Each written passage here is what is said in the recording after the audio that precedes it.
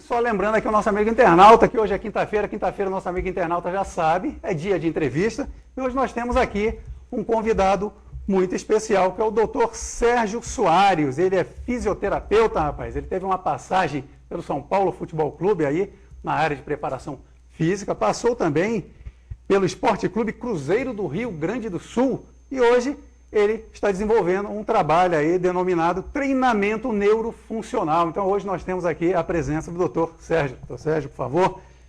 Tudo bem, Antônio? Tudo bom? Boa noite. Boa noite. Tá. Tudo tranquilo? Conseguiu aí escapar do trânsito de São Paulo, que hoje todo mundo tem que estar aí de lancha ou então de submarino, não é verdade, Dr. Sérgio? Verdade, o trânsito está muito ruim. Em primeiro lugar, quero agradecer o convite feito por vocês para estar aqui presente para falar um pouquinho sobre o nosso trabalho, o que a gente está desenvolvendo e também passar um pouquinho da nossa experiência dentro do futebol, a nossa vivência que a gente viu dentro do time, o que é um jogador, como é que é o treinamento, como é que é a reabilitação e o que acontece. E que realmente é o treinamento neurofuncional. Né? Tá certo. Então, você já conhece aqui o nosso convidado de hoje. Se você quiser fazer a sua pergunta, você já sabe, é só entrar aqui na telinha. Manda o seu nome, o seu recado, faz a pergunta e o Dr. Sérgio... E o time de coração, né, Antônio? O time de coração, Antônio? não esqueça. Não pode esquecer. E o Dr. Sérgio vai responder para você aqui com o maior prazer. Dr. Sérgio, eu queria que você falasse então, já que a gente já entrou na área da fisioterapia, eu queria que você falasse um pouco como é o trabalho do fisioterapeuta no clube de futebol, especificamente. Bom, Roberto, o fisioterapeuta tem um papel de suma importância dentro de uma equipe multidisciplinar. Eu acho que ele não trabalha sozinho, né? Acho que o diagnóstico ele é feito pelo médico, né, após a lesão, né, ou a investigação por meio de uma avaliação. Então, essa equipe, médico, fisioterapeuta, fisiologista, preparadores físicos e até o pessoal da nutrição e odonto, é o que vai integrar, digamos assim, uma preparação física para o atleta. Né? Então, a fisioterapia ela é um braço de extensão que vem contribuir tanto para a reabilitação como a atuação da lesão num quadro agudo, né, ou crônico da lesão. Então, ela vai contribuir nesse sentido, de reabilitar o mais rápido possível esse jogador para que ele possa voltar ou se reintegrar à equipe assim que o técnico pedir. Né? Com certeza. Então, já falando aí nesse quadro de recuperação, o Dr. Sérgio, dá uma palhinha para a gente, por exemplo, essas recuperações, dependendo, lógico, de cada quadro, eles são muito demorados ou eles podem ser um pouco mais rápidos. Você acompanhou, eu não sei se você acompanhou a lesão aqui do jogador, do Eduardo César, do brasileiro que joga na Inglaterra. Eduardo Silva. Eduardo Silva. Eduardo da Silva. Sim, e ele teve uma lesão seríssima, certo? Foi uma entrada violenta, que ele teve ali uma fratura exposta. Não sei se você acompanhou o caso. Se você acompanhou, quanto tempo mais ou menos o jogador leva numa recuperação, numa lesão dessa? Assim? É bom a gente entender assim, quais os fatores que levam para você ter uma lesão. Né? Eu sempre falo assim do treinamento neurofuncional, a gente fala assim da parte cognitiva, que é o neuropsicológico, que são as tomadas de decisões, identificação, planejamento, né? Memória. Né? Então, tudo você vai pegar essa parte que você vai estar interagindo nas tomadas de decisões. Depois, o psicoemocional. Então, são todos uns quesitos de variações de emoção, que seja tédio, amor... É que o ódio, emocional êxito. influencia muito no jogador, né? A gente vê que um jogador, às vezes, está ótimo, muito bem preparado fisicamente, mas se a cabeça não funciona, não joga.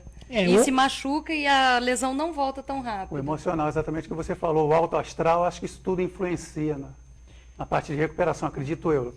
O emocional, digamos assim, ele é que interfere cada vez mais na performance física. Até pelo estresse, né? Quando você está começando assim, a ter um fator de estresse, onde você já tem uma diminuição do teu estímulo, onde você apresenta sinais, sintomas de alteração de apetite, sono, né?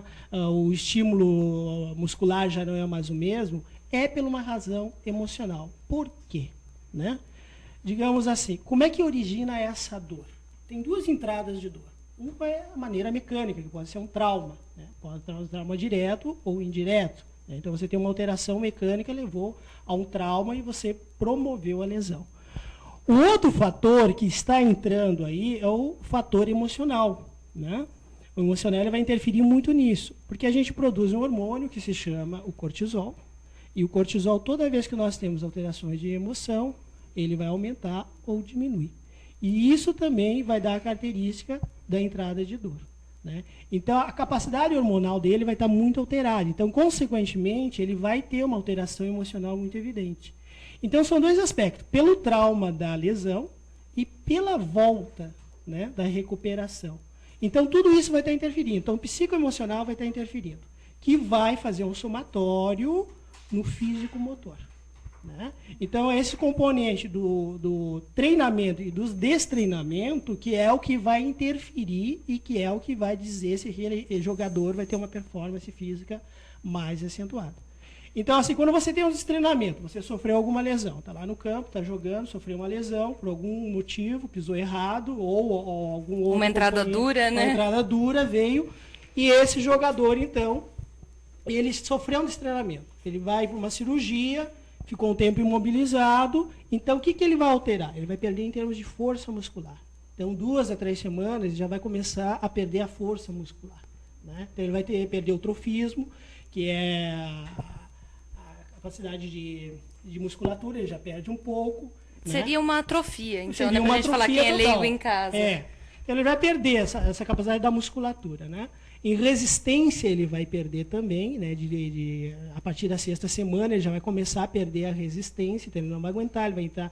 Então, a debilidação do glicogênio, que é a fonte de energia, a reserva de energia dele, vai reduzir, ele não vai ter tanta reserva de energia, não vai ter tanta explosão. Velocidade, flexibilidade... Que é o que mais importa, né, para o atleta, que é a velocidade, força, todos esses... não me lembro o nome, mas é tudo isso que ele precisa ter para ser um bom atleta. Se ele não tem, ele vai ficar muito debilitado. Né? Vai ficar debilitado e isso também vai determinar se ele vai ter uma volta mais precoce, que seria a sua pergunta, ou não.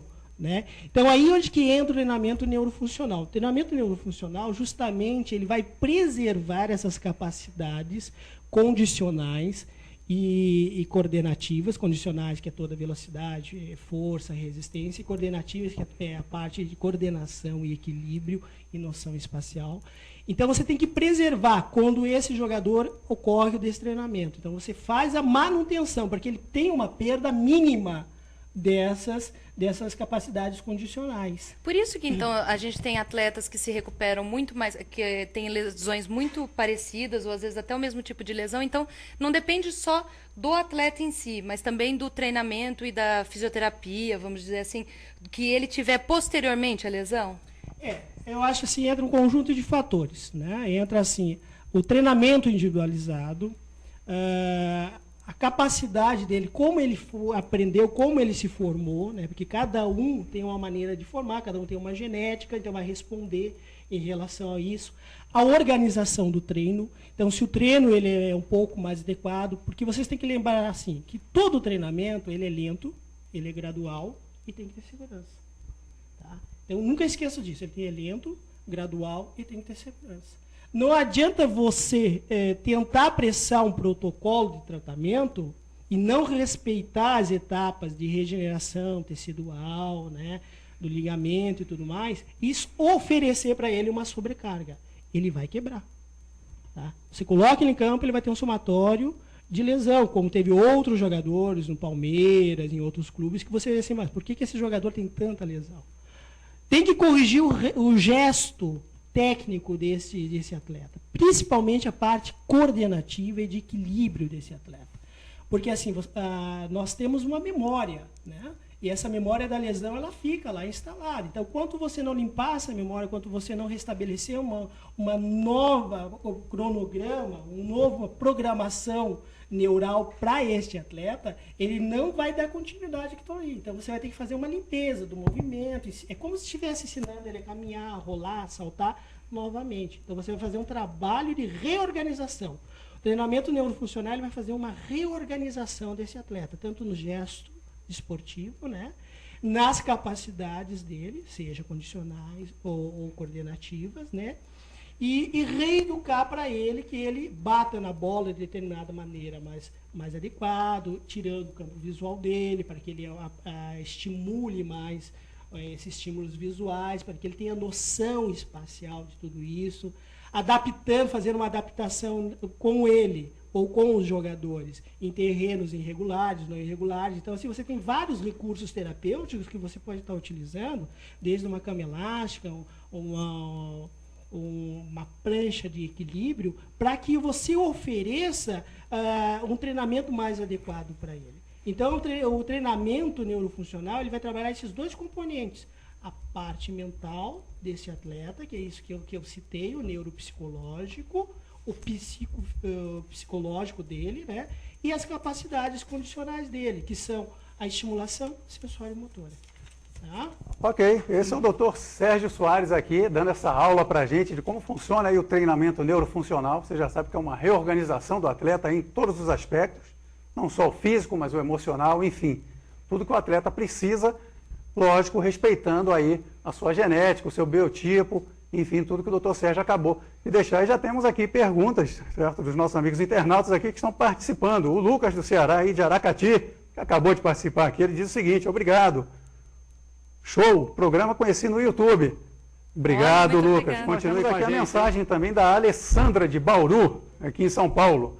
Ela pergunta aqui para o Dr. Sérgio quais foram os locais que você já trabalhou, Dr. Sérgio. Liga aí rapidamente para a nossa amiga. Olha, eu trabalhei no Cruzeiro Esporte Clube, no Rio Grande do Sul, é um time de segunda divisão. Depois eu vim para São Paulo, onde fui contratado para o São Paulo Futebol Clube. Tive uma rápida passagem lá no Atlético Paranaense, né, lá com o Antônio Carlos, onde que tive o prazer de conhecer a pista de propriocepção dele, né? E trabalhei em escolinhas, várias escolinhas de futebol, onde que fiz o meu trabalho de defesa de tese para analisar como é a formação desse jogador. E atualmente hoje eu trabalho numa clínica de neurologia, a UNEM, Unidade Neurológica e Neurocirúrgica, onde que a gente faz então um trabalho aí de reabilitação, tanto com as pessoas debilitadas como não, né? Pois é, Alessandra, está respondida aí a sua pergunta. Você vê que o Dr. Sérgio Soares, ele tem um vasto conhecimento e rodou aí por clubes, trabalhou com atletas aí, digamos, até mesmo de clubes de top mesmo aqui, dos top 10 aqui no Brasil. Porque o Atlético do Paraná é referência atualmente no Brasil. Ele tem uma estrutura boa, né? E a minha função no São Paulo Futebol Clube, eu trabalhei na base, trabalhei com Cilinho, com Pita, Raí, né, na época. Só trabalhou com craque, hein? Cilinho, Raí, Pita, não é pra qualquer um não, hein? Time de sonhos. Também. Isso aí, e você joga também? Também é craque, eu joguei tá futebol de salão, então tive uma vivência dentro do futebol de salão, sou ex-atleta também de ginástica olímpica, fiz dança, então tenho uma vivência, fiz educação física, né? Sou formado em educação física, né? Fiz pós-graduação de fisiologia do exercício. Então, gosta mesmo do esporte. Eu sou especialista em reabilitação. Acho que eu busco isso mesmo, né? E a minha função no São Paulo Futebol Clube era fazer a reabilitação esportiva, que foi criado, né, em 2000 a 2003, quando o Kaká ainda estava subindo para o profissional. Ainda peguei ele um pouquinho na base e depois, logo em seguida, ele subiu para o profissional. E o Adalberto era o gerente que acreditou na reabilitação esportiva, né, e os demais componentes endossaram tudo isso. Então, assim, foi uma revolução. Pois é, diga, doutor Amor. Não, pode falar. Eu ia perguntar para ele. Fazer, diga? Porque assim, ele comentou de ginástica olímpica, né? Para quem é leigo no assunto, como eu, por exemplo, que não entendo dessa parte de fisioterapia, a gente levou um grande susto quando o Diego agora teve que está operando nessa semana, já que ele é uma das grandes promessas que a gente tem para as Olimpíadas. E falaram que, assim, as notícias que a gente tem é que ele se recupere rápido até consiga ir para a Copa do Mundo de ginástica agora, o mais interessante é que essa artroscopia que ele fez, se eu não me engano, do joelho direito. Isso foi numa terça-feira, na semana passada. Parece que na quinta ele já começou a fisioterapia. Porque a artroscopia é um procedimento simples, assim? É muito rápido, é um procedimento simples. A artroscopia quer dizer visualização, né? Visualização de uma estrutura. Então, a artroscopia é visualização de uma estrutura. Então, ele acha que ele fez uma artroscopia do menisco, né? Então, ele fez a limpeza. Nós temos dois meniscos, o menisco medial e o menisco lateral. O medial, ele é mais veloz, digamos assim. Ele é o que absorve maior número de carga e também ele trabalha com maior rapidez. Se você faz um agachamento, se você faz um trabalho rotacional, o minúsculo ele vai estar atuando. Então, o minúsculo aqui, não sei se dá para pegar, mas o minúsculo ele fica aqui nessa parte azul que está aqui. Esse é o minúsculo. Então, é assim, ele é um tipo de um colchinho que ele vai dissipar as cargas, né? Ele vai aí, toda a carga entre um osso e o outro, ele vai dissipar essa carga. Então, ele é uma almofadinha que fica aí. Quando a gente tem muita sobrecarga, salto, movimentos rotacionais, saltou para lá, para cá, movimentos de aceleração, né, de velocidade, você pode estar rompendo o menisco. Então, assim, pode ser no corno anterior, corno posterior, na região onde que é mais anterior ou posterior. Então, você promove uma ranhura, que se fala. Então, se você promover essa ranhura, quando faz um agachamento, você pinça o menisco. E isso causa lesão. Então, ai, deve doer isso. Começa a ter um edema, você produz mais líquido sinovial. E ali, então, também tem o sangue que fica coagulado ali, né? E isso começa a gerar dor. Todo movimento rotacional que você faz vai gerando dor. E isso limita. Na artroscopia, o ortopedista, cirurgião, ele faz uma artroscopia, então ele faz a limpeza desse menisco. Ele, né? faz um corte ou é por seringa? Que eu não entendo isso. Não, é curiosidade tipo para nossos internautas. Uma cânula. Entra esta cânula lá, e onde que na ponta desta cânula tem uma sucção. Também tem a sucção, mas na ponta dessa cânula é tipo uma broquinha, que ele vai estar trabalhando com essa broca, então ele vai estar ajustando, como se fosse um trabalho artesanal. Então ele vai estar fazendo a limpeza e a liberação. Olha que interessante. A gente pensa que é uma cirurgia tão grande, né, Antônio, que a gente comentou, ficou ficou preocupado. É uns 45 minutos, não leva 1 hora. E a recuperação também é super rápida, né? Sensacional. Agora, o que vai determinar a recuperação, em qualquer circunstância, como você vai fazer essa recuperação? Em primeiro lugar, você tem que ter o volume de treinamento adequado. Tá? Que é aquilo que o senhor comentou agora de pouco. A gente não pode voltar com tudo, que senão você acaba com o atleta. Tem que esperar um processo inflamatório, de regeneração dos tecidos, né, acontecer. Então, assim, a intensidade, ela tem que ser baixa, lenta, gradual e segura, né? Então, você tem que fazer um treinamento respeitando o aspecto fisiológico desse atleta. Caso a caso, né? Caso a caso. Fazendo uma recuperação adequada e principalmente respeitando a individualidade biológica dele. Um tem um processo mais rápido, o outro tem um processo mais lento. Então, assim, você não pode determinar, apesar que um atleta de alto rendimento tem muita cobrança. Cobrança por todos os sentidos. E aí onde que a gente volta, que mexe com o emocional desse atleta. Porque ele quer estar lá, ele quer estar disputando, ele tem que, como você falou, ele é o cara que tem a promessa, ele tem que trazer medalha e tal. Ele quer e tem que estar, né? Quer estar. Então, e ele aí isso fica lá na casa dele falando, ai meu Deus, eu tô aqui, eu tinha que estar treinando. Deve ser horrível para a cabeça dele. O patrocinador dele lá, ele teria que estar lá competindo, certo? Correndo. Estar lá competindo. Então, assim, o físico, o psicólogo, quem está mais próximo dele, até a mãe dele, a família em si, tem que dar esse suporte, né, emocional de entendimento, porque aí ele vai ter um ganho. Com certeza ele vai voltar. É porque até tem atletas que eles colocam assim, ele teve tal lesão, vai ter, por exemplo, 8 meses de recuperação. 10 vezes ele volta em 6 e volta muito bem. Tem outros que você fala, vai ter 8 meses, volta depois de 2 anos, se voltar a jogar, né? Se voltar para o esporte. Depende muito da individualidade biológica de cada um. Como é feito o tratamento, como é tratado este atleta. Agora, tem que ter critério. Não pode ter um excesso de treinamento, super treinamento, porque você vai acabar e barrar num dos componentes que é o estresse. Você caiu no estresse, você perde em estímulo nervoso, você perde em capacidade, você perde no todo. Então, esse componente, o estresse, vai determinar o ganho de aproveitamento desse atleta. E nesse período de destreinamento, que é o caso do Diego, você tem que começar agora a fazer uma reorganização dele, tanto na cabeça dele, o que significa essa competição para você, corrigir os erros motor dele, aprimorar, se aquele salto que ele fez estava mais ou menos, então agora vamos corrigir, vamos fazer num trabalho onde tem um colchão, vamos aprimorar a pisada, né, a impulsão dele, os braços, a cabeça, enfim. Porque uma coisa. Esse tipo de lesão, então, pode ser provocada por algum erro de execução em movimento? Pode, erro de execução, né, que é o gesto motor, por excesso de treinamento. Que acontece muito, né? É o que a gente sempre fala, tem que tomar cuidado, não pode ir com tanta ânsia no esporte. Pode ser também condições não adequadas de piso, por exemplo. Também, o cara está num gramado irregular, ele está num piso irregular. A gente mora no Brasil, né, Antônio? É o que a gente sempre comenta, não tem tanto incentivo para o esporte, às vezes ele não tem condições de treinar num lugar adequado ao esporte dele e acaba se machucando. E você vê o que aconteceu com a Aloysio no último jogo do São Paulo, certo? Ele subiu numa bola dividida no alto, caiu. Ele que está habituado a esse tipo de impacto, né? Subir, cair, rolar. Enfim, zagueiro. Ele caiu e com o peso dele, com o Aloysio não é pequeno. Não. Ele tem um bom peso para o tamanho dele. Aliás, ele é até um cara que tem muita flexibilidade. em relação ao tamanho e ao peso que ele tem, certo?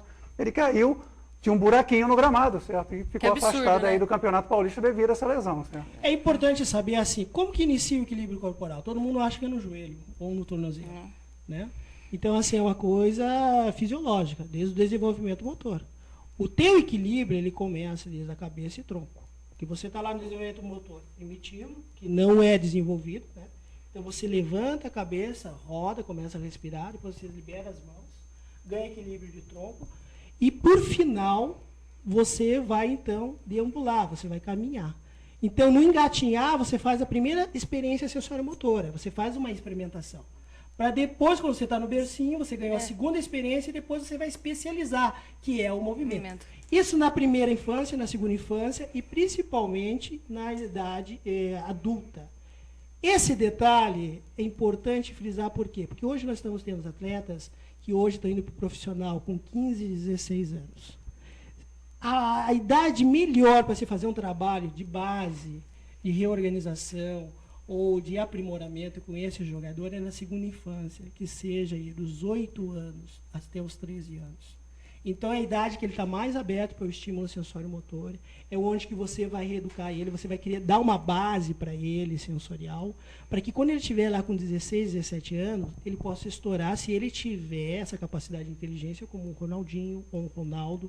Então, vai se produzir ou vai dar um leque de opções, né? Porque ele vai ser bombardeado com estímulos sensoriais. Então, assim, é como ele tivesse um arsenal. Agora eu abro aqui a minha malinha, eu tenho assim, várias possibilidades de movimentação. E isso eu vou utilizar lá. Então, ele vai ter mais velocidade, ele vai sair para um lado, para cá, um lado, para lá. Eu acho que eu tenho até um vídeo aí, não sei se está no ponto, não.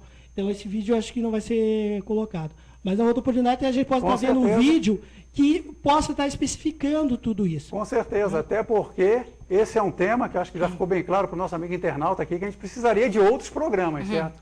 50 minutos não é o suficiente para a gente esgotar, se é que a gente esgota esse tipo de entrevista aqui com o Dr. Sérgio. Certo? Realmente é muita informação e é uma gama muito grande, inclusive temos aqui o nosso amigo internauta que participa, certo? Aqui o Gabriel Fagundes, ele pergunta o seguinte: por que o joelho é algo que ataca tantos jogadores? Acho que ficou mais ou menos já explicado aqui. É o vilão do jogador. Acho assim, o jogador, logicamente, ele vai utilizar, né, a movimentação do drible, a arrancada, a frenagem, né? Então ele vai fazer todos esses trabalhos que eu mostrei ali no joelho, de rotacional. Porque o que é o ligamento? Por que rompe os ligamentos? O ligamento, a função do ligamento é ligar duas estruturas. E nós temos uma liberdade articular, né? Nós temos uma liberdade articular que tem que ser respeitada. Quando não é respeitada essa liberdade articular, então você promove um rompimento, que pode ser parcial ou total do ligamento. Geralmente você rompe o ligamento ou cruzado anterior, que é o que vai segurar a tíbia, porque ela vai anteriorizar, então vai fazer o trabalho de rotacional, né? Então, os receptores que são voltados para inibir tudo isso, que são a propriocepção, que ele tem que ter uma propriocepção bem adequada para tudo isso, porque essa propriocepção ela vai mandar uma informação para o cérebro, chegou lá por via cortical, né? O cérebro vai interpretar tudo isso e vai mandar uma resposta. E essa resposta pode ser de ajuste ou de proteção. Então, vai avisar, em questão de milésimos de segundos, para ele fazer um ajuste e uma proteção em relação àquilo ali.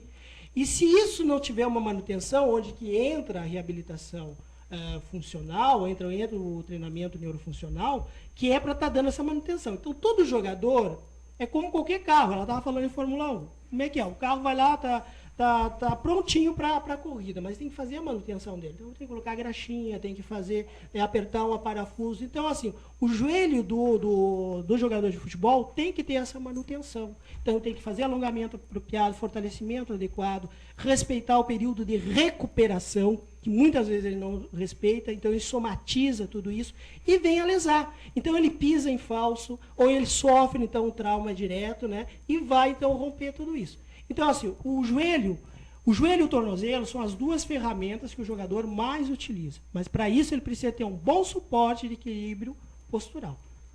Tá certo, esse é o Dr. Sérgio Soares aqui, fisioterapeuta, falando um pouquinho sobre o treinamento neurofuncional, atividade aqui de São Paulo. Ele diz o seguinte: quanto tempo você trabalha nessa área e qual foi o fato mais difícil que você já enfrentou em relação aos jogadores de futebol, em termos de lesão, acredito?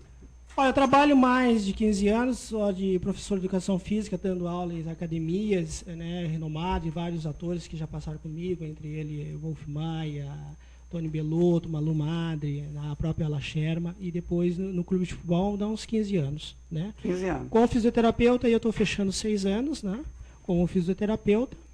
E o que ele tinha perguntado? O qual foi o caso mais estranho? O fato mais difícil que você já enfrentou em relação ao jogador? Eu acho assim, teve um caso que a gente tratou, inclusive com o Zé Luiz, que era um jogador que ele não desenvolvia muito bem a corrida, não desenvolvia muito o trabalho dele. Ele sempre chegava, no segundo tempo ele estava cansado ou perdia a atenção. Porque a atenção ela tem uma relação muito direta com a aprendizagem motora. Se você tem um déficit de atenção, consequentemente você vai ter um erro motor. Tá? Então, concentração e tudo mais. Então, assim, esse jogador, ele sempre ficava muito desligado. Ele não acreditava nas possibilidades dele. Ele tinha todas as possibilidades para ser um grande craque, um grande jogador. Então, a gente conversou com ele. Acho que foi nos bastidores, foi trabalhando o psicológico dele, foi incentivando ele, foi corrigindo a movimentação dele. E ele também, o processo de lesão dele foi diminuindo. E cada etapa que ele ia trabalhando, dentro do campo e fora do campo, ele começou a ser um vencedor. Então, acho que você tem que convencer esse jogador que ele é um vencedor. Mas, para ser um vencedor, você também tem que ser um perdedor. Tá? Então, assim, as derrotas vão te ensinar muito. Com certeza. Né? Ensina. Então, elas vão te amadurecer. É o que a gente comenta, né, Antônia? Não pode nunca entrar de salto alto em campo. E também tem que saber perder para poder ganhar no próximo jogo. É o que você costuma dizer, certo? É nas derrotas que a gente começa a construir as futuras vitórias. A gente não pode esquecer isso. Tudo é bagagem, é conhecimento, né? E é a experiência que você adquire para começar a alicerçar aí o seu caminhar em relação às vitórias, tá certo? E nós temos aqui também o Flávio de Corumbá, Mato Grosso. Ele diz o seguinte: atualmente, onde você se encontra profissionalmente? Profissionalmente, eu estou trabalhando na Clínica ONEM, como eu havia dito, unidade neurológica, neurocirúrgica, que fica no Tatuapé, próximo ao Shopping Boulevard e o Shopping Tatuapé. Nós também estamos inaugurando em setembro a nova sede da UNEM, onde que nós vamos ter um aparato para recuperação, com aparelhos importados, voltado para o treinamento neurofuncional. Lá trabalha uma equipe multidisciplinar, que acompanha qualquer atleta que vá fazer um trabalho conosco, ou qualquer pessoa que tenha uma patologia, com uma equipe multidisciplinar analisando, investigando, porque você tem que fazer um bom diagnóstico. Né? Não é simplesmente tratar a lesão, mas sim entender esse atleta como um todo, em todos esses aspectos que eu já falei. A partir daí, então, você começa a estabelecer uma rotina de treinamento para ele. Tem o meu e-mail aí, não sei se está aí não pode no falar. vídeo, né? Tá aí? Tá é no www. Sérgio Soares Físio, né? @yahoo.com.br. Vocês podem entrar em contato comigo, eu estarei à disposição de todas as perguntas para vocês. Com certeza, todas as perguntas e todas as dúvidas você pode entrar em contato com o Dr. Sérgio, que ele vai ter um prazer imenso em responder e tirar a sua dúvida, tá certo? Agora aqui a última mensagem aqui do nosso internauta, que é a Eduarda de Santo Ângelo, do Rio Grande do Sul. Olha, minha xará. Ela diz o seguinte: meu irmão está em uma escola, porém não possui esse tipo de profissional. Toda escola de futebol deveria ter esse profissional. Devo conversar com a instituição que o meu irmão joga? Sim. Eu acho que é um processo. O Brasil em si ele não tem formação, né, pedagógica de formar o seu jogador de futebol. Apesar que nós temos assim, um talento muito diverso, nós não temos assim, uma escola de formação adequada nesse conjunto. Então, assim, a gente é meio fragmentado. A gente vai para um lado, para o outro e tenta juntar esses fragmentos até para adequar essa formação. Então, o que falta no Brasil hoje é uma formação um pouco mais pedagógica, pelo processo educacional. Acho que você tem que visar o processo educacional. Como você está formando esse cidadão? E qual o papel do esporte na formação desse cidadão?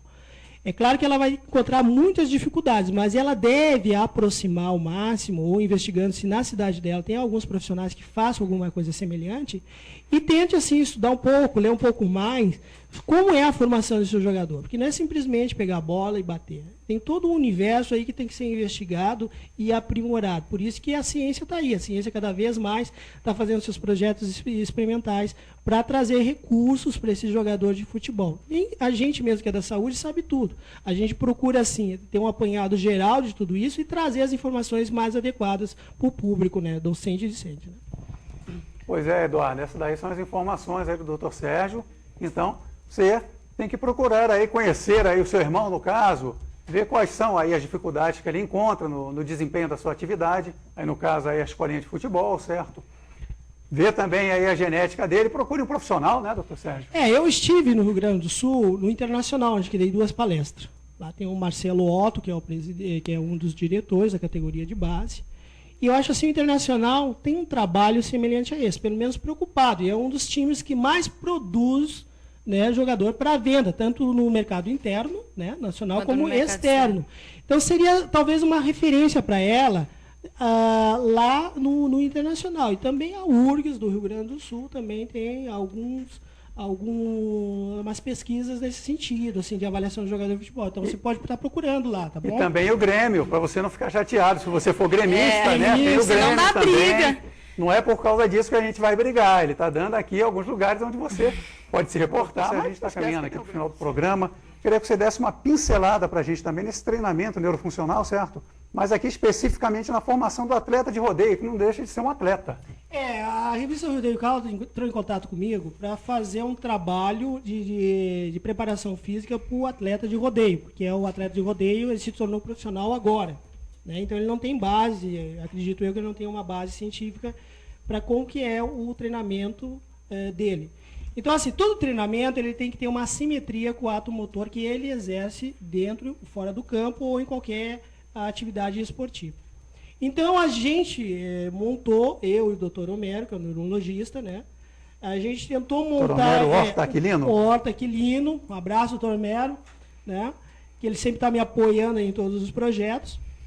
E a gente tentou fazer um resumo de como seria o treinamento neurofuncional. Então, a gente fez alguma simetria de alguns exercícios, promovendo a instabilidade deste profissional. Então, utilizando bola, usando prancha de equilíbrio e ajustando com o movimento que ele executa lá na arena, tanto no cavalo como fora da arena, para que ele tenha um ganho nisso. Então, ele vai fazer uma vivência sensorial para que quando ele estiver lá no momento, ele ganhe tudo isso. E isso envolve um conjunto de coisas. Então, ele tem que ter uma preparação em relação a tudo isso. Então, ele tem que ter uma boa anamnese, né? E uma boa prática. Então, as escolas de preparação de peões hoje têm que dar um novo enfoque para esse peão. Porque aí tivemos aí casos já de algum peão que já sofreu um TCE, que é um traumatismo craniano encefálico. Vários peões têm lesão de ombro, de mão e assim por diante. Então, ele tem que se preocupar com essa prevenção dele, né? Ou ajustar tudo isso. Até porque esse peão, ele fica ali em termos de 7 a 8 segundos em cima. São 8 segundos para valer o... quem me conhece aqui no programa sabe, eu vim do interior, então gostava muito de rodeio. O peão, para ele conseguir pontuação máxima, ele tem que ficar 8 segundos em cima do touro. Isso vale para touro. E é um desgaste, você estava falando de desgaste, a gente que conhece algumas pessoas de rodeio vê o quanto é desgastante. É muito desgastante. E ele tem que trabalhar a velocidade. Velocidade mensurada até 6 segundos. Todo trabalho de velocidade você mensura até 6 segundos. 7, 8 já aí vira resistência. Então você tem que dar assim, uma intensidade de treinamento. Se for o caso de velocidade, até 6 segundos. De resistência, que ele precisa muita resistência, voltada para isso. Então, assim, tem que fazer um estudo do biotipo, a capacidade fisiológica dele, para aproximar. Então, isso a gente está mandando para a revista acho que abraçou essa proposta, e breve já vai estar nas bancas aí com um recurso de treinamento para outras pessoas. Posso dar um abraço às pessoas, agradecimento, deixar meu telefone? A palavra é sua. Bom, pessoal, queria agradecer ao Oswaldo Matos, lá do Sapor de Rose, e a Rose, que sempre estão me apoiando e me ajudando. Ao Dr. Homero, da Clínica UNEM, que é nosso parceiro, a Núbia e a Jeane, lá do Salão, que está sempre ajudando a gente aí no nosso visual aí. Ao Bill Santiago e a Jeane Hildes, que sempre são os nossos companheiros aí. Ok? Meu telefone, rapidinho, 7262-2981. Entre em contato comigo, estarei esperando você.